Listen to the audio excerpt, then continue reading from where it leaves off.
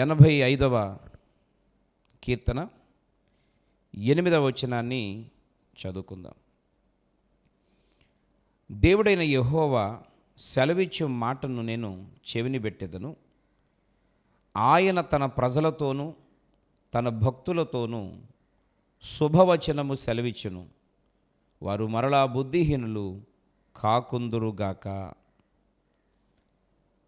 ప్రియమైనటువంటి వారలారా, ఈ వచన భాగాన్ని మనం చూస్తే కోరహు కుమారులు ఈ యొక్క కీర్తన భాగాన్ని రచిస్తూ 8వ వచనంలో ప్రస్తావించిన మంచి మాట ఏంటంటే, దేవుడైన యెహోవా సెలవిచ్చిన మాట నేను చెవిని పెట్టేదను. అయితే ఆయన తన ప్రజలతోనూ తన భక్తులతోనూ శుభవచనము సెలవిచ్చును అనే మాటను మనం చూస్తున్నాం.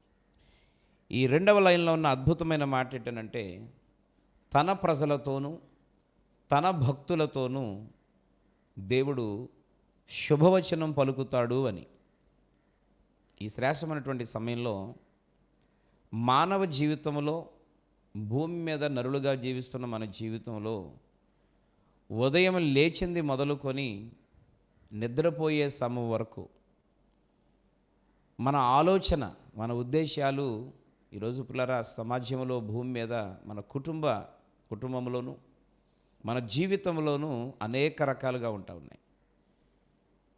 మానవ జీవితం అనగానే భూమి మీద ఆలోచన, పని, కష్టము, దుఃఖము, ఇబ్బంది, అనారోగ్యము, వీటితోనే మన జీవితాన్ని ప్రతిదినం గడిపే పరిస్థితి.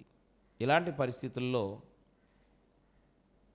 పొద్దున్న లేవగానే ప్రతివారు కోరుకునేది ఏంటంటే శుభం జరగాలని, ఈరోజు శుభకరమైన దాన్ని అనుభవించాలని, శుభకరమైన వర్తమానం వినాలని, మంచి కబుర్లు వినాలని, మంచి విషయాలు తెలుసుకోవాలనేటువంటిది ప్రతి మనిషికి ఉండేటువంటి మంచి ఆలోచన. ప్రియమైన మిత్రులారా, ఈరోజు ఒక ఫోన్ వస్తూ ఉంటే ఆ ఫోను రింగ్ సౌండ్ వినబడగానే కొన్నిసార్లు మనం టెన్షన్ పడిపోతూ ఉంటాం. ఈ ఫోన్ లిఫ్ట్ చేస్తే ఎలాంటి వార్త వినాల్సి వస్తుంది, ఈవిడ అటు నుంచి ఎటువంటి కబురు చెప్పబోతూ ఉన్నారు. ఒక హాస్పిటల్లో ఉన్న వాళ్ళు ఫోన్ చేస్తే వాళ్ళు ఏం చెప్పబోతున్నారో టెన్షన్. ఈరోజు మన బంధువులు ఎవరైనా ఫోన్ చేస్తే, అర్ధరాత్రి ఫోన్ చేస్తే, ఈ టైంలో ఫోన్ చేశారు కనుక ఇప్పుడు ఏ రకమైనటువంటి వార్త వినాలి. కొన్నిసార్లు మనం రాత్రి నిద్రపోయి పొద్దున్న లేచేటప్పటికి ఆ ఫోన్ చూసుకుంటే అందులో ఎలాంటి మెసేజ్ వచ్చి ఉంటుంది. ఈరోజు మరణకరమైన వార్తలు వినకూడదనేటువంటిది మన అభిప్రాయం. అపశకునం అనేటువంటిది జరగకూడదనేటువంటిది మన అభిప్రాయం. మన జీవితంలో నెగిటివ్ అనేటువంటిది, మైనస్లు అనేటువంటివి రాకూడదనేటువంటిది మన ఉద్దేశం.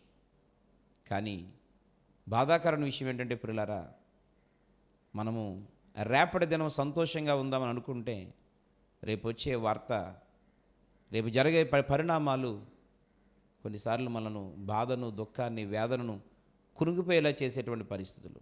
కానీ ఈ యొక్క శ్రేష్టమైనటువంటి సమయంలో పరిశుద్ధాత్మ దేవుడు తన ప్రజలతోనూ తన భక్తులతోనూ ఆయన ఎప్పుడూ కూడా శుభవచనమే ఆయన పలుకుతాడు. ఎందుకనంటే ఈరోజు తన ప్రజలుగా, తన బిడ్డలుగా, తనకిష్టమైనటువంటి వారిగా జీవిస్తున్న మన జీవితంలో శుభం జరగాలని, శుభమే కలగాలని దేవుడు మనల్ని ఎప్పుడూ కూడా శుభకరమైన జీవితంతో నింపాలనేటువంటిది మనం ఆశ్రయించిన, మనతో మాట్లాడుతున్న తండ్రి అయిన దేవుని యొక్క ఉద్దేశమని ఈ వాక్యం ద్వారా దేవుడు చాలా స్పష్టంగా తెలియజేస్తూ ఉన్నాడు. అయితే పిల్లారా, మనము చాలాసార్లు జీవం కలిగిన దేవుణ్ణి తెలుసుకొని ఉండి కూడా అద్భుతమైనటువంటి శక్తి కలిగినటువంటి దేవుని యొక్క శక్తిని అనుభవిస్తూ కూడా కొన్నిసార్లు మనం అపశకునం మాటలు మాట్లాడుతూ ఉంటాం. అది జరగకపోతే, బ్రతకకపోతే, లేదా తగ్గకపోతే, ఫెయిల్ అయిపోతే, ఉద్యోగం రాకపోతే, నేను చదవలేకపోతే, నేను వెళ్ళలేకపోతే అనేటువంటి నెగిటివ్గా తీసుకొని నెగిటివ్గా మాట్లాడుతూ ఉంటాం. ఈరోజు అట్లా ఒకవేళ ఇంతవరకు మాట్లాడడం నీకు అలవాటైపోతే, అలా ఆలోచించడం నీ జీవితంలో అది ఒక అలవాటుగా మారిపోతే, ఈరోజు ఈ వాక్యం ద్వారా దేవుడు మాట్లాడుతున్నాడు, నీలో అలాంటి స్వభావాన్ని తీసివేసుకో. ఎందుకనంటే ఇంతవరకు నీ ఆలోచించే ఆలోచన, నీ మాటలు గతంలో ఒకవేళ అయితే అవ్వచ్చేమో, కానీ ఇప్పుడు నీవు జీవం కలిగినటువంటి ప్రభు అయిన యేసుక్రీస్తుని అంగీకరించినటువంటి బిడ్డవై ఉన్నావు.